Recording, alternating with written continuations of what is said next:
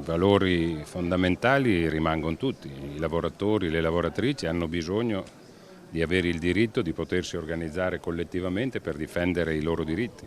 E in un momento in cui la precarietà non è mai stata così alta e in un momento in cui la condizione di vita e di lavoro delle persone è peggiorata.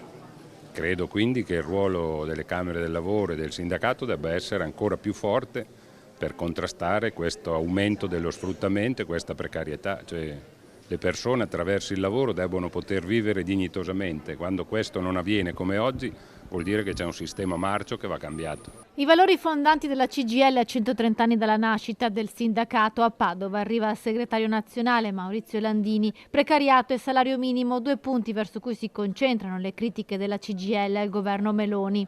Bisogna fare una legge sulla rappresentanza per cancellare i contratti pirata e bisogna sancire una soglia oraria sotto il quale nessuno può essere pagato. Quindi per noi va fatto sia il salario minimo, ma va fatto dentro una legge sulla rappresentanza che misuri anche la rappresentanza dei sindacati e delle imprese, cancelli i contratti pirata che in questi anni sono stati fatti. E poi bisogna aumentare i salari.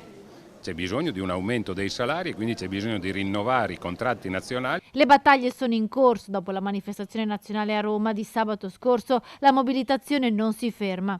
Il governo sta facendo condoni e anziché combattere l'evasione fiscale continua a favorire quelli che non la pagano. E anziché aumentare i salari sta tagliando il reddito di cittadinanza, non vuol fare il salario minimo. Quindi il governo non sta andando a prendere i soldi dove sono per redistribuirli e non sta mettendo nemmeno un euro per rinnovare i contratti nei settori pubblici.